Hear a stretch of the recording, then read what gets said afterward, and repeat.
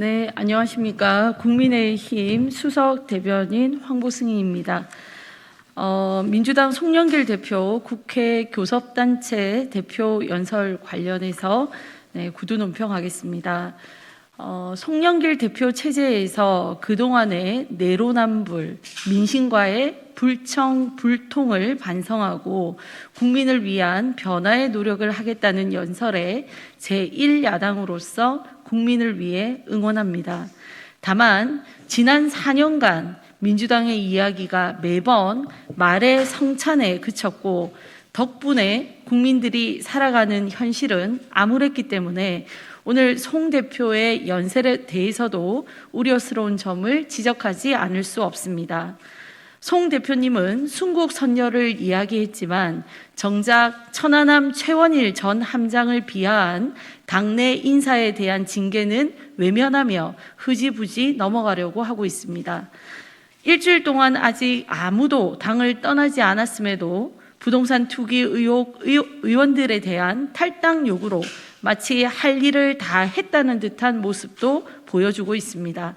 4년 내내 양질의 주택 공급을 주장하던 야당과 전문가들의 고언에는 귀를 막더니 이제와 사과 한마디 없이 공급 만능주의로의 태세의 전환을 시도하고 있고, 그러면서 또다시 공시가격 정상화, 세액 부담 완화와 같은 제1야당의 조언은 외면하고 전문가들이 실현 가능성 없다는 누구나 집을 외치고 있으니 지난 4년의 도돌이표가 아닐지 걱정입니다.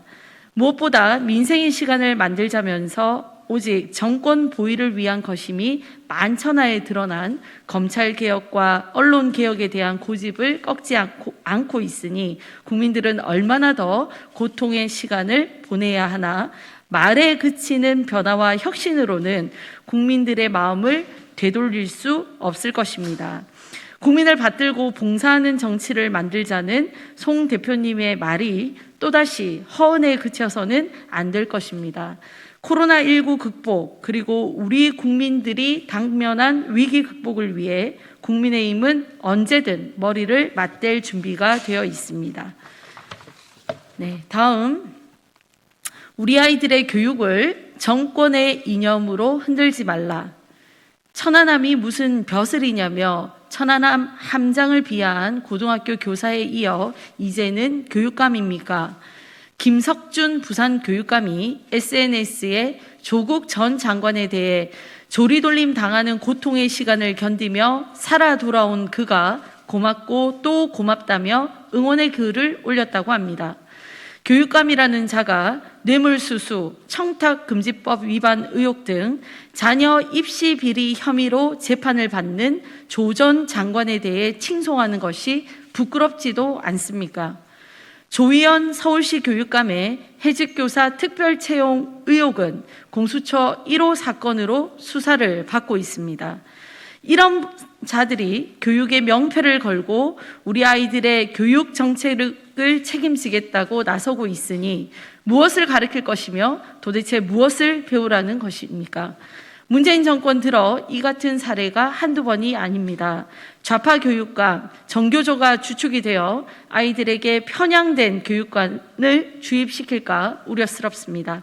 2019년 일부 교사가 조국 뉴스는 가짜 뉴스라는 등 자신의 정치 성향을 강요해 아이들이 감사를 촉구하는 청원서를 서울시 교육청에 제출했던 인원고 사태는 이 정권 아래 교육의 위기를 보여준 사례였습니다.